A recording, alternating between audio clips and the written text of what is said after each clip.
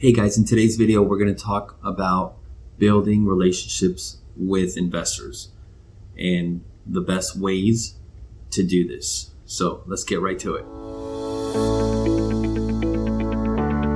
All right, so in order to build good, solid relationships with investors, with cash buyers, we need to do different things, right? I'm going to start with one way to quickly do this and to do it in a simple way, and that is to look in your market for recent flips. You can use gopropstream.com and you can search for properties that have been recently renovated properties and really try to find out what buyers are looking for in their next deal in that particular area, whether that area is a zip code, a neighborhood, or a region, right? Try to really hone in on that area and see what's going on. And then wherever you find the deals, target that area, right? Look at the newest listings, right? As a criteria, look at what's pending and look at what's recently sold.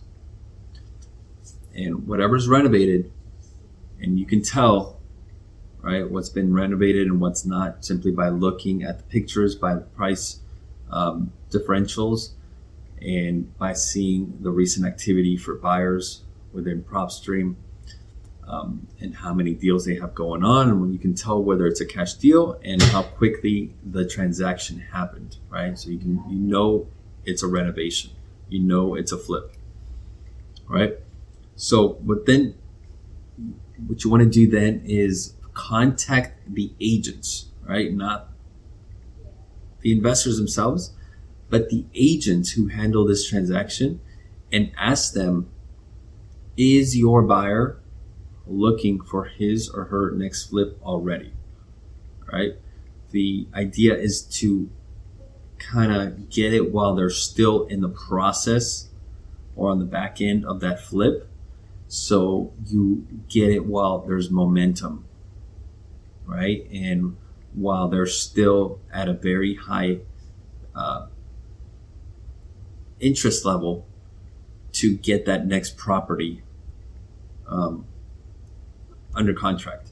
And knowing this and knowing that they're very busy, right, tackling the flip itself and doing all the logistics and everything that comes with it, they're not gonna have time or interest in finding the next property themselves. So this is where you come in as a wholesaler, where you can take advantage of this momentum, this timing, to get them their next property, especially one that you may already have locked up, right?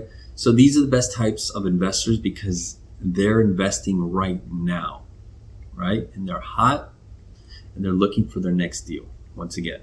So you want to take advantage of that. So what you're doing is you're coming in at the right time and at the right place, the same neighborhood, and fresh off of their flip. And once you find them, figure out their vision, figure out what their goals are, right? Once you start talking to them, figure out what their needs are. Create a profile for them. And it's good to log this in your Go High Level account, which I'll provide a link below. But when you profile them, when you ask them, when you talk to them for the first time, whether it's in person or on Zoom or on the phone, make sure you capture certain information from them. Things like, what areas are you interested in investing? What types of properties are you looking for? What kind of deals, right? How many deals do you do per month currently? How many do you want to be doing? How soon do you want to do your next deal? Are you ready right now? If I was to find a property that fits your criteria, are you ready right now? Right? What's your formula? Where do you want to land? What are your constraints? What's holding you back from doing more deals right now? And question that a lot of wholesalers don't ask or overlook or forget is, how can I help you? How can I help you? It's that simple. With anything, how can I help you? Right? You want to create a profile, and you want to ask these questions so you at least know more about your investor and have an insight of what they're looking for and what it is that they are seeking, right? Whether it's short term or long term. And once you have this profile, once you have this information, and once you have a better idea, figure out how you can fill in their needs, what you can do, how can you help them. That's the bottom line. At this point, or maybe down the road, they might need more contractors, right? They might need more funds. They might need better timing, right? They might have issue with timing, and they might need your help with that. They might need better locations, a better neighborhood, a better area to work with, right? So whatever you do, try to be as transparent as possible with your investors, right? If there's comps, be transparent with the comps. Show them exactly what you're doing with the comps. Show them different rounds. Show them where you got the comps. Just give them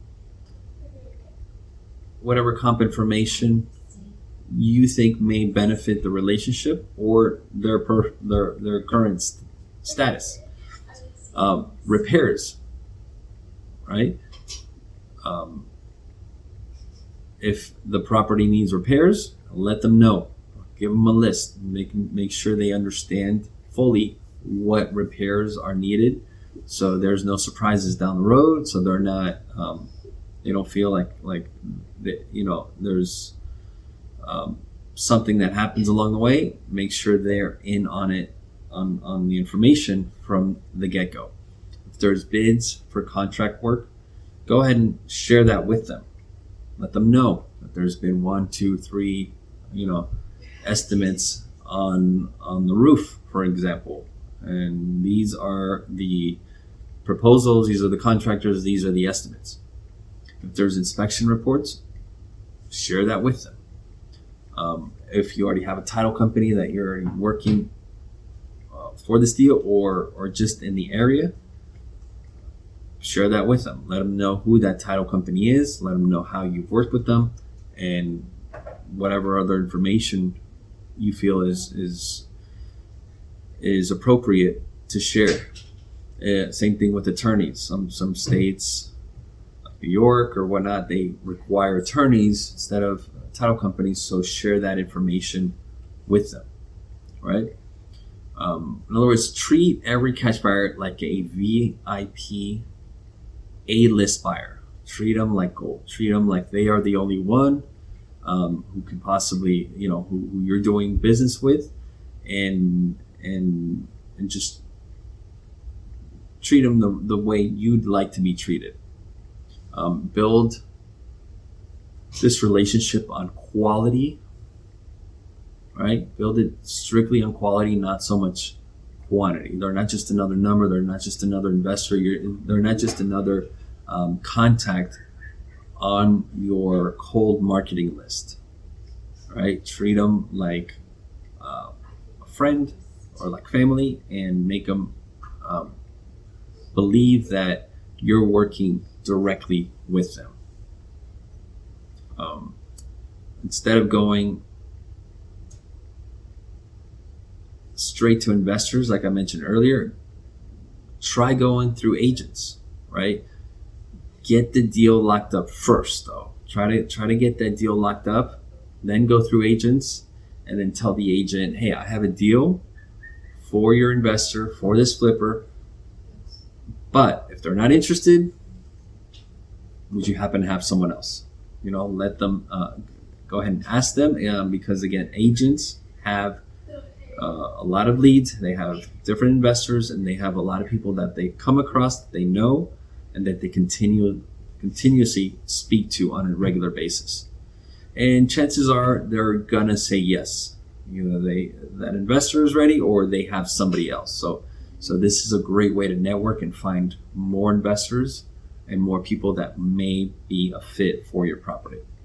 Agents, keep in mind that they want to provide value for their clients, all right, whether they're buyers or sellers.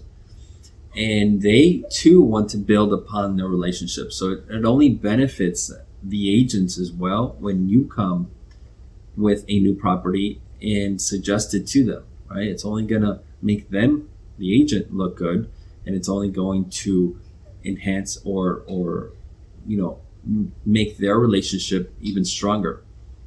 So, and after all, they want business, right? They want the relisting on the back end, no matter what. So it's only going to benefit them anyway. On top of the relationship, as far as professionally speaking, they're going to get business out of it.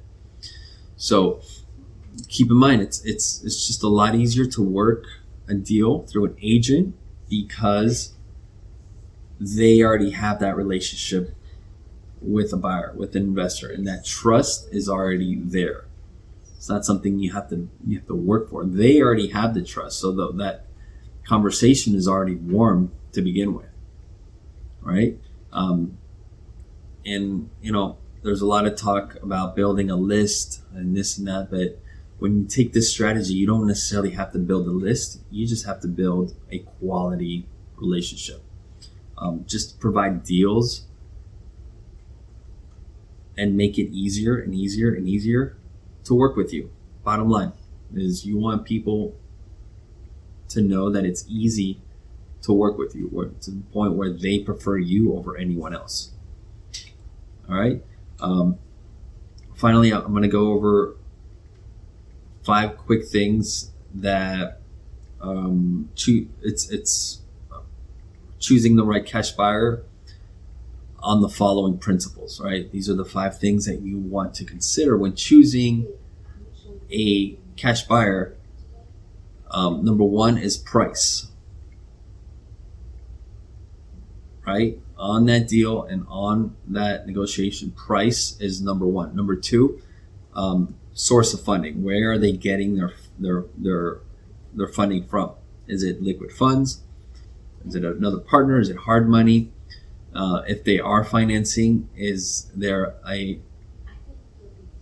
keep in mind there's a higher chance that they won't get it, right? Because now it involves a bank or a third party or a lender.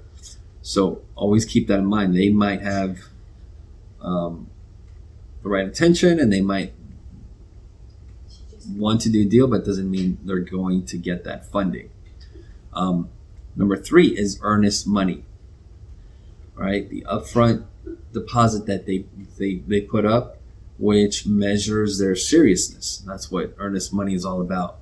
So if they can't come up with that earnest money, there should be a reason for you to be skeptical about this investor and just have them on your radar, because they're either not serious or they just don't have the funds or they're not a true investor. Number 4 is contingencies, right? This is a measurement of backing out of a deal. So if they put a lot of contingencies in place in the contract, like a finance contingency, an inspection contingency, I mean, there's all kinds of different contingencies out there, but if there's a whole lot of that going on, just beware. Just keep in mind that they may be wanting to back out of a deal, or they're putting too many safe measures in place, and that's a red flag for you. Chances are, if they go out of their way that much upfront, there's probably going to be a reason why they're doing that, right? And it's going to come into effect later on. And then 5 days to close. That's another factor when choosing your cash buyer and the principles behind it. Just days to close, and working with them on how many days is appropriate for them or necessary for them to close the deals. So these are 5 reasons, quick reasons, to on how to choose your cash buyers. All right. So once again, guys, build on quality, go through agents, develop your warm contacts through agents, and work your local market and build your profile, your seller's profiles for as you talk to different, buyers profiles.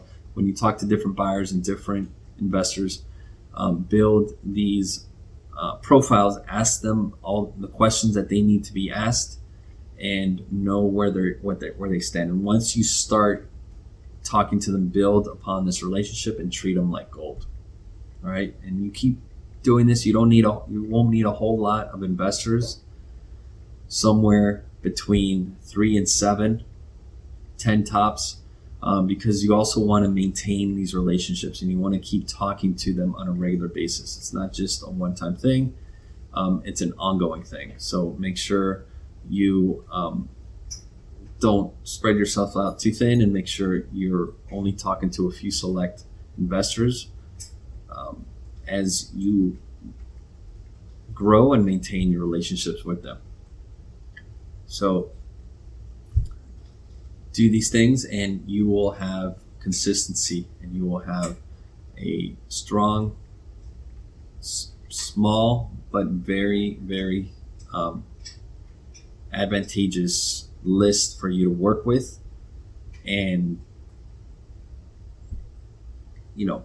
sell your properties to, your wholesale properties to. All right, so hope this was useful for you guys. If you haven't had a chance, go ahead and subscribe, hit the like button, and hit the notification bell so that similar videos can become